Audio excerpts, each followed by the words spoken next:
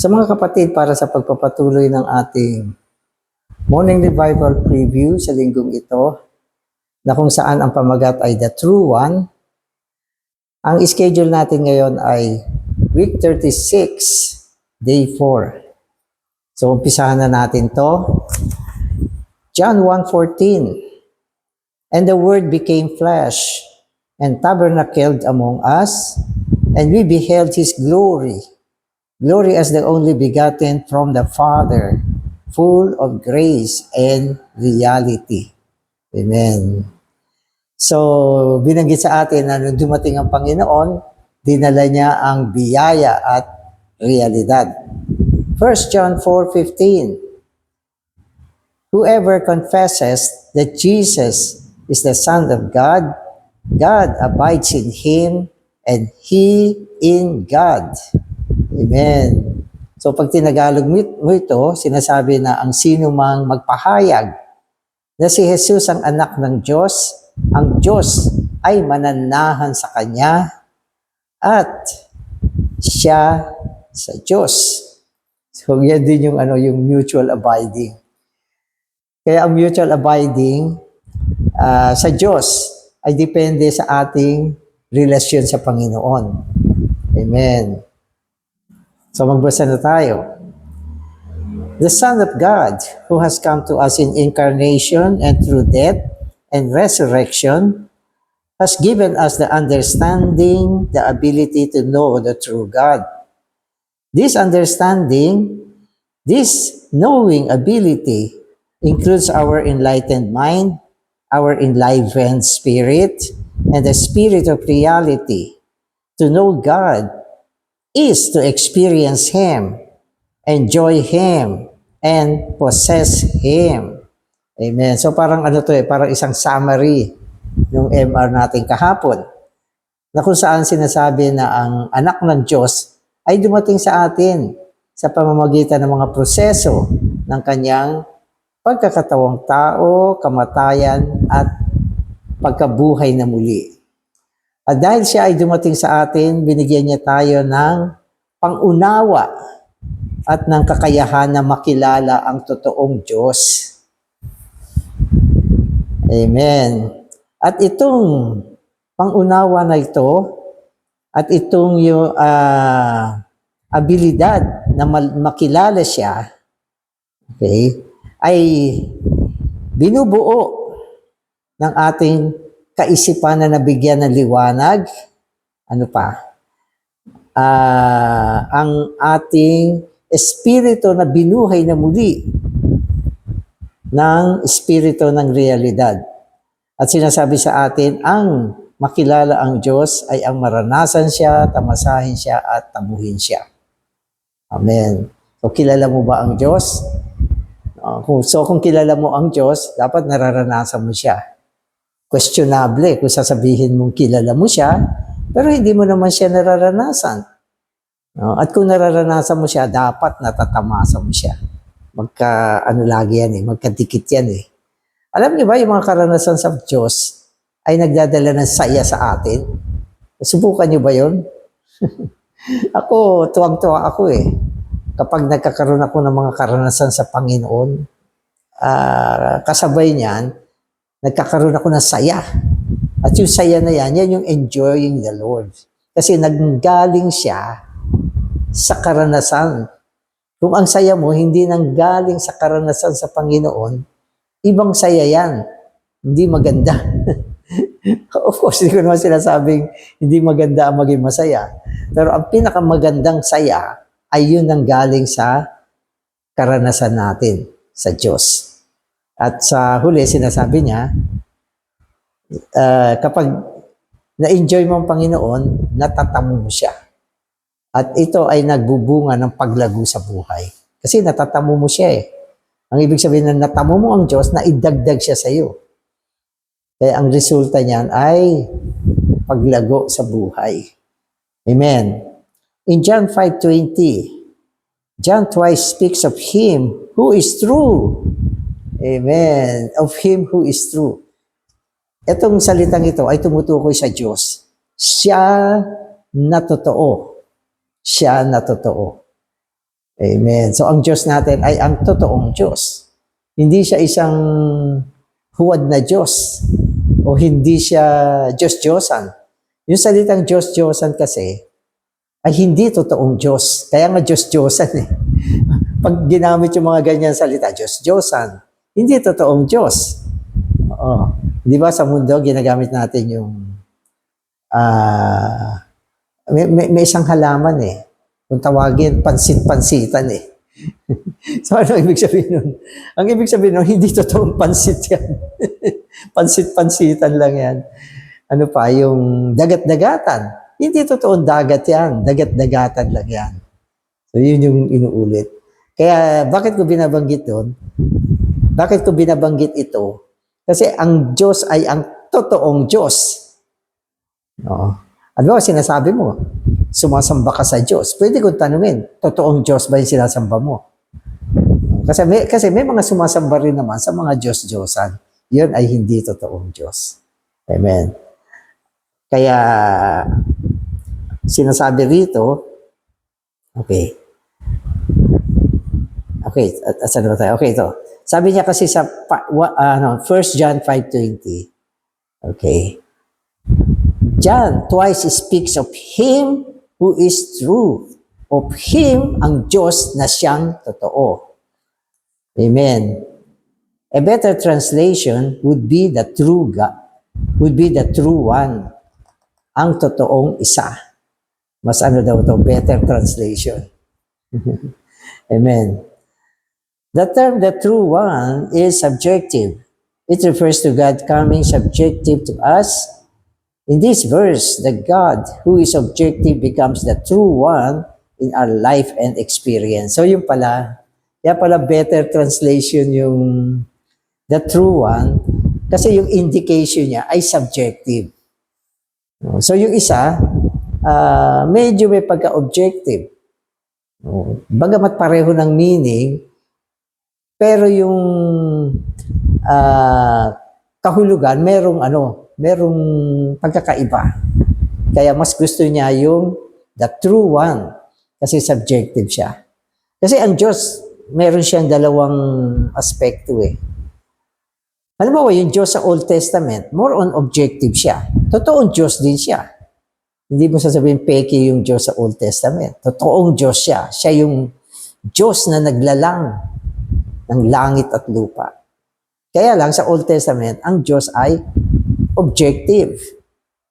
Nakikilala, okay, na tututuhan, pwedeng naririnig, pero objective. Ang ibig sabihin ng objective, hindi mo mararanasan.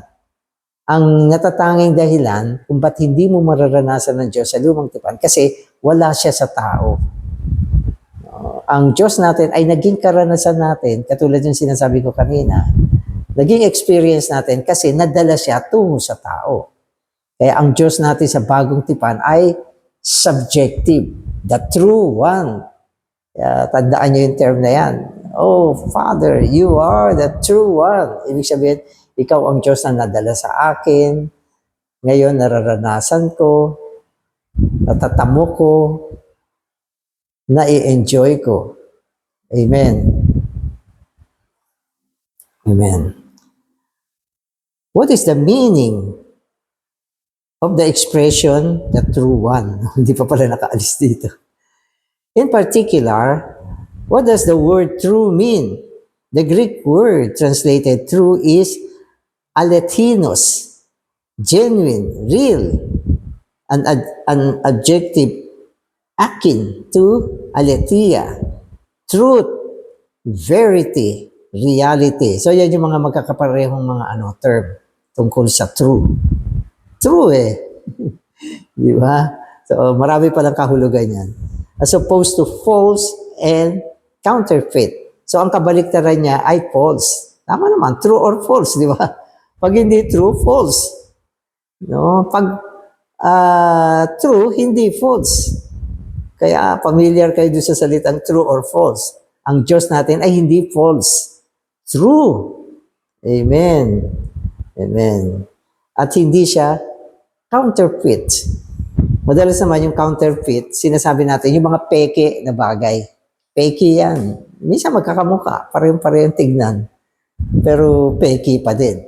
Diba? Katulad ng mga peking pera, mga peking dokumento, peking pirma. Pag tinignan mo, parang magkamukha. Pero merong peke. No, yung mga gem, merong mga peke, peking diamond, di ba? Peking mga birthstone. Ang gaganda, pero pag tines mo, peke pala. Di ba? O sa mundo, sinasabi natin, naku, na-peke ako. Naloko ka. So, hindi ganyan ang Diyos natin, mga kapatid. Ang Diyos natin ay totoong Diyos. Magpasalamat tayo na tagpuan natin ang totoong isa. No, na hindi rin ganun kadali makilala. Sapagkat siya ay Diyos. Hindi ganun kadali makilala. Para makilala mo ang Diyos, kailangan mo ng buhay ng Diyos na dinala sa atin ng anak ng Diyos. Na dumating, nagkatawang tao, namatay, nabuhay na muli, at naging espiritu, dinala niya sa atin yung buhay ng Diyos. At mula dyan, nagkaroon tayo ng pangunawa, pagkakilala, di ba? Karanasan, pagtatamasa, at pagtatamo. Wow! Di ba? Lahat ng ito nangyari sa buhay natin. At ito ay sa kadahilan ng dinala sa atin ang anak ng Diyos, ang buhay ng Diyos dinala sa atin. Amen. Okay. Actually, the true one is the reality. The Son of God has given us an understanding so that we may know that His experience, enjoy, and possess this divine reality. Therefore, to know the true one means to know the reality by experiencing, enjoying, and possessing this reality. So, dinagdag yung salitang divine reality. No, ito yung divine reality. Pwede natin sabihin na yung reality, maganda rin yung meaning nito eh. Ibig sabihin ng reality, nandyan siya. Real, totoo siya. At nandyan siya. Pwedeng nandyan, pero hindi totoo. Fake pala yan. So, ang ibig sabihin ng reality, andito siya at totoo siya.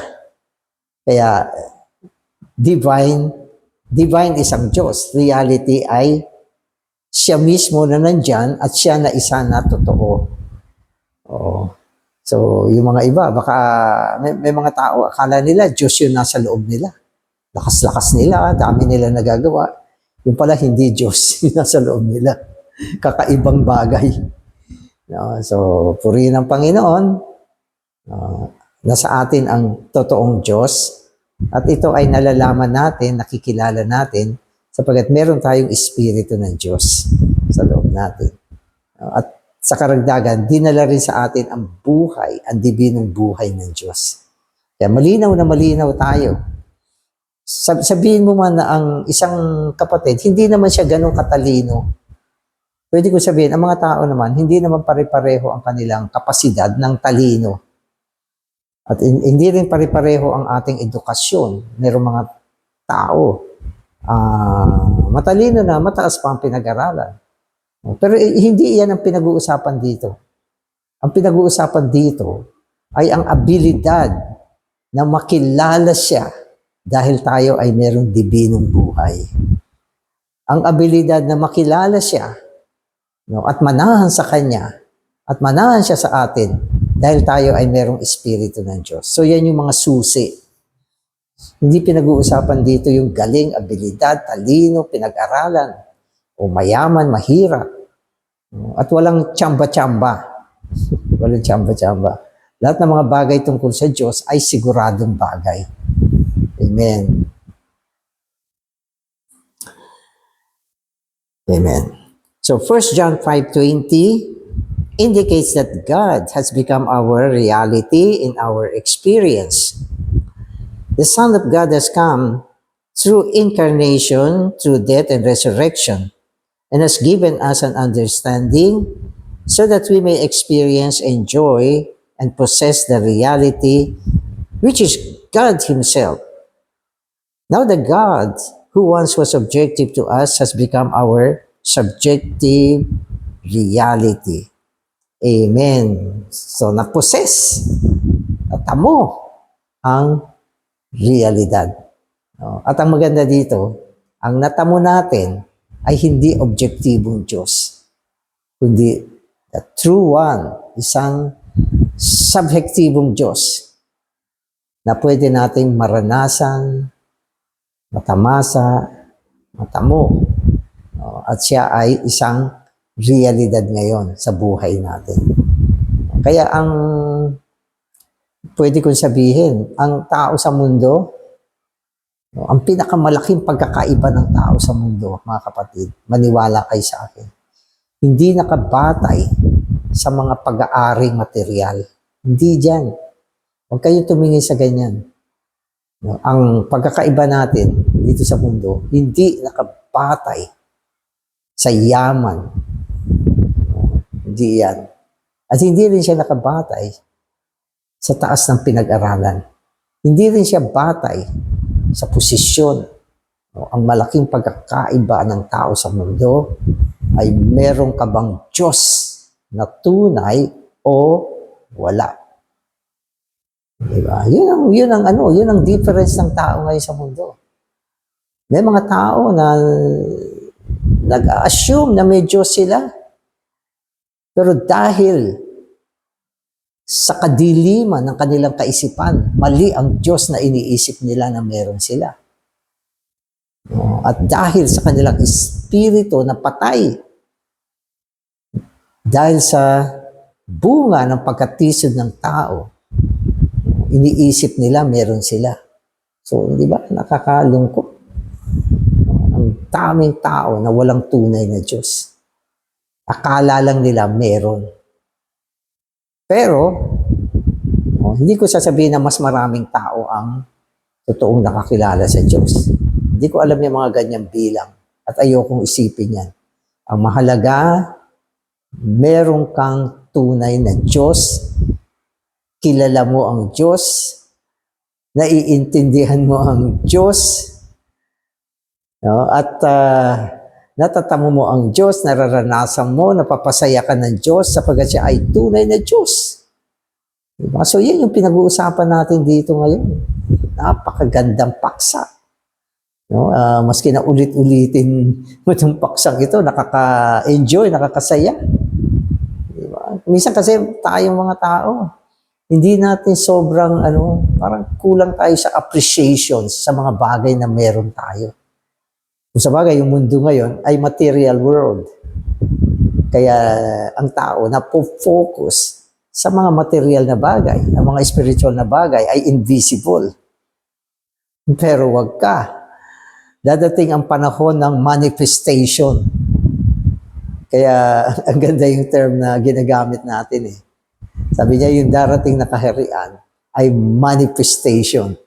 Ano ba ibig sabihin ng manifestation? Ang ibig sabihin ng manifestation, mga bagay na hindi mo nakikita ngayon, mga bagay na hindi mo na-appreciate. Pero somehow nararanasan mo at napapasaya ka at natatamo mo, pero hindi mo siya nakikita.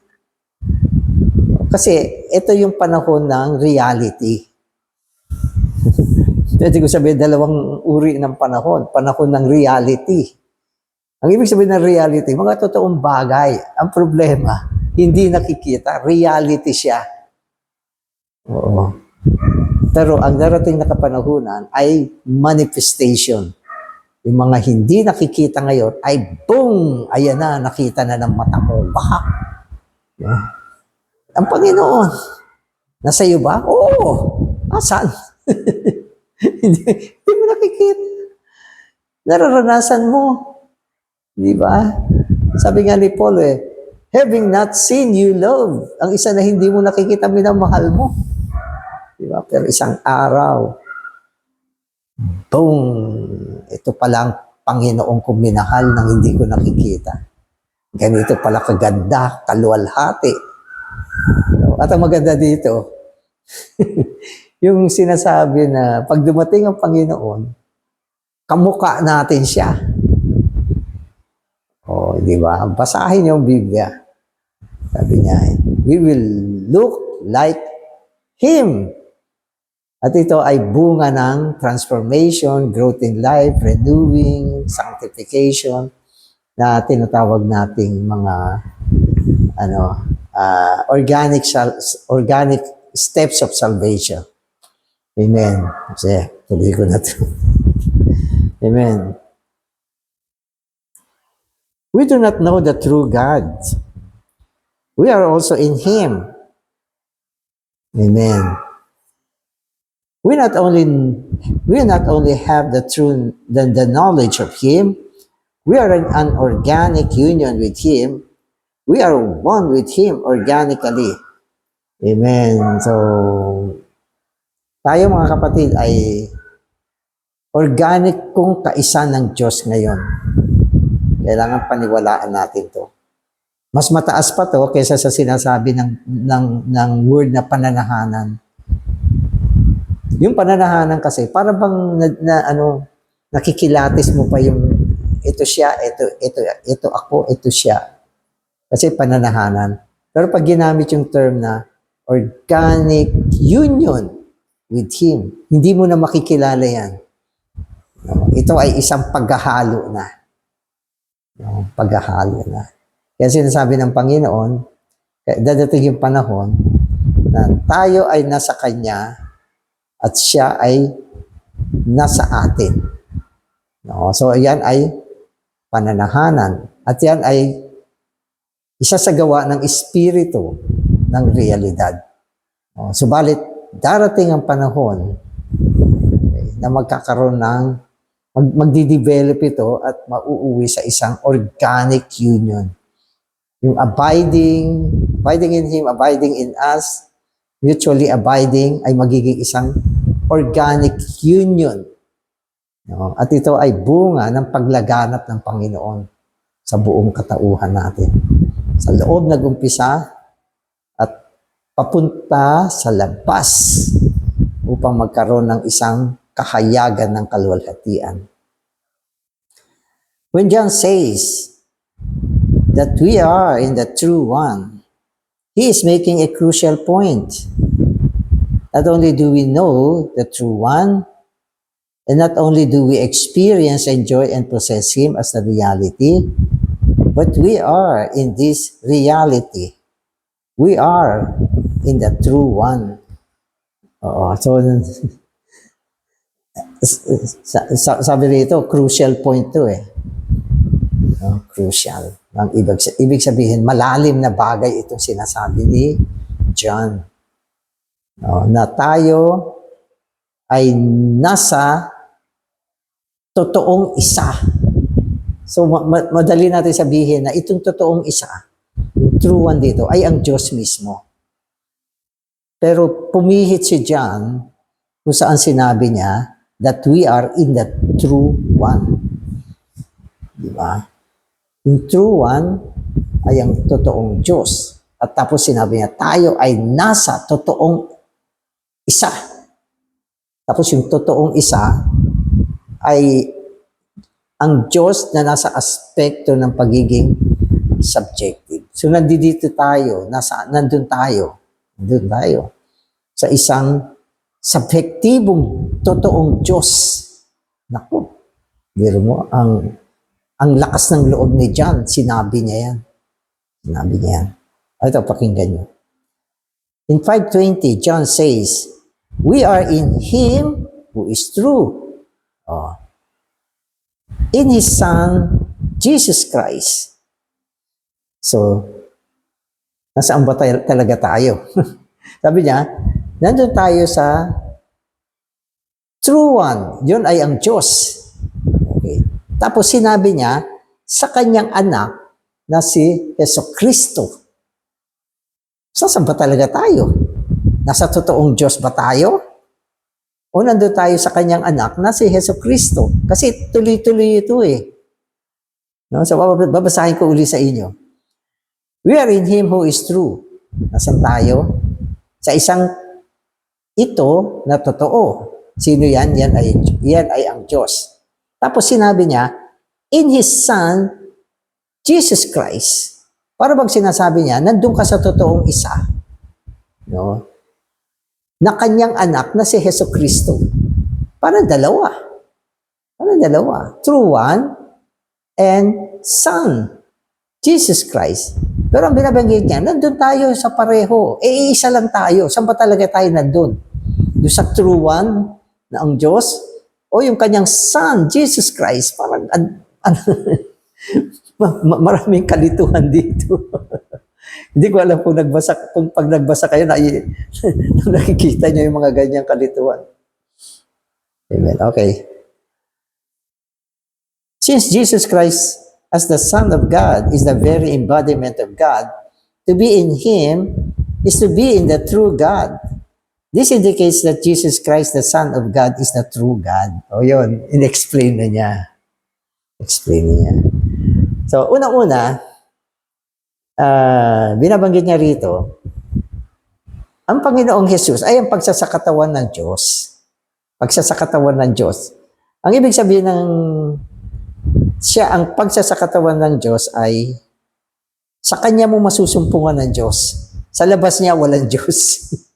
Gusto mo bang hanapin ang Diyos? Hahanapin mo siya kung saan siya na-embodied, na isakatawan. At yan ay ang anak. Si Hesus Kristo, siya ang pagsasakatawan nitong true one na siyang Diyos mismo. Na ang ibig sabihin, ang Diyos ay naisakatawan sa kanyang anak na si Hesus Kristo. Pagkatapos sinabi niya, this indicates that Jesus Christ, the Son of God, is the true God. So kung ganyan, okay, ito ay nagpapahiwatig na ang Panginoong Jesus, ang totoong Diyos naman talaga. So tapos na yung problem. Ay nako. Okay. O ito. Let us consider in more detail John's word. Hindi pa siya natapos. Amen. We are in Him who is true, in His Son, Jesus Christ. Notice that there is a comma after the word true. In the original Greek text, there is no punctuation at all. Hence, translators differ concerning whether or not a comma should be placed after true. Ano siya sabi dito? Sabi niya kasi, okay, ganito.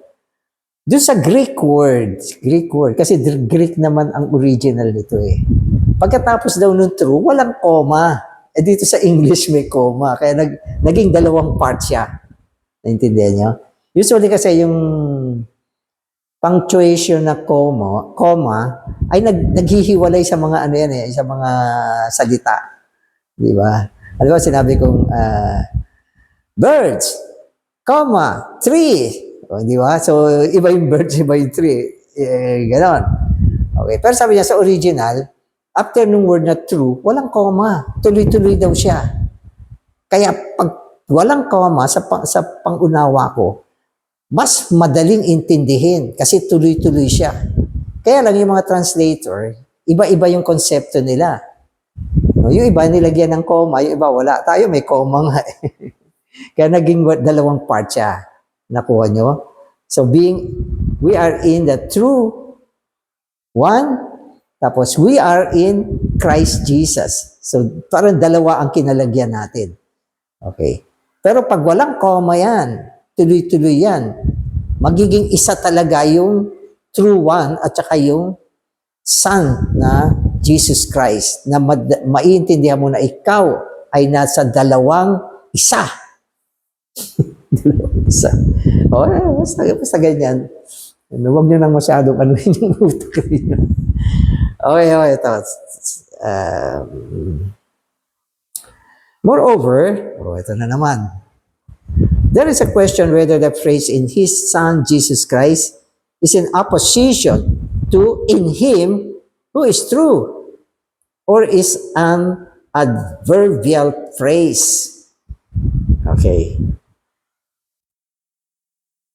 If this phrase, okay, is in opposition to in Him who is true, The meaning would be that to be in the true one is equal to being in His Son, Jesus Christ.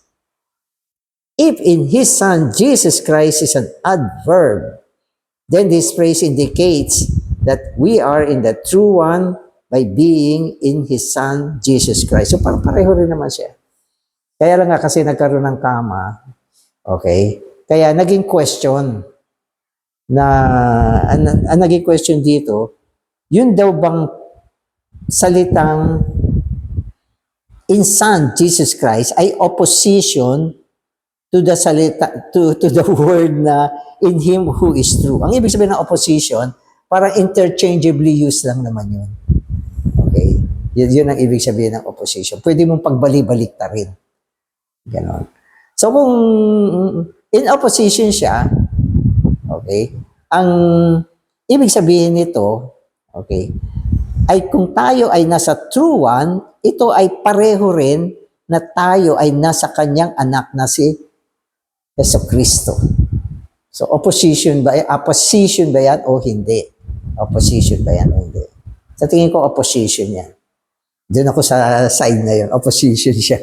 Ang ibig sabihin, pwede mo siyang pagbalik-balik na rin, okay, na ang meaning niyan, nandun tayo kung tayo ay nasa true one, nandun din tayo sa anak. At kung tayo ay nasa anak, nandun din tayo sa true one. Iisa lang siya. In-explain na rin naman yan eh. No? Kaya lang medyo binibigyan lang ng detail. Pero sabi niya gano'n, if in His Son, Jesus Christ is an adverb lang siya, then this phrase indicates that we are in the true one by being in His Son, Jesus Christ. So naging bridge lang yung Son, no, para mapunta tayo doon sa true one. Na i-bridge lang. Pero kung opposition sila, okay, automatically, ang meaning, pag nandun ka sa isa, nandun ka na sa kabila. O pagbalik ta rin mo yan. So, maski na ano naman ang piliin mo eh, yun talaga siya eh. Oo, yun talaga siya. O, ito. The reason we need to consider this matter is that it is vital to our spiritual experience. No, kasi yung mga katotohanan, yung mga salita, pinalalakas niya yung ating karanasan. Sa pamamagitan ng salita at pagkaintindi sa mga sinasabi nito, mas lalo ka nakakapasok, no, sa isang mabuting karanasan, napapalakas niya. Kaya yun ang dahilan bakit dinidiscuss pa niya ito. Amen.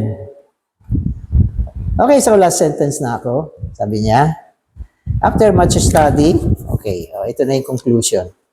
After much study, I have come to the conclusion that either way we understand the function of the phrase in the Son Jesus Christ, the outcome is the same. Pareho rin naman ang outcome. Nagkaroon lang ng konting discrepancy, pero pareho naman. If the latter phrase is in opposition to the former, so yung opposition, the meaning is that to be in the true one is equal to being in His Son, Jesus Christ. Okay? So, pag opposition siya, ganun ang meaning.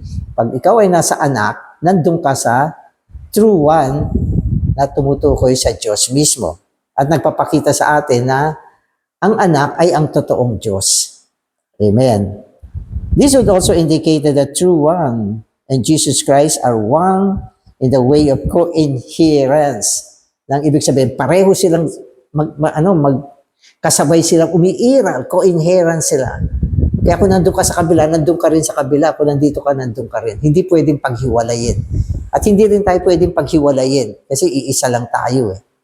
No, yung Ama, Anak, hindi pwedeng magkahiwalay. Yan ay isang totoong Diyos lang. No, meron lang mga iba't ibang description, pero yun din yun. Amen.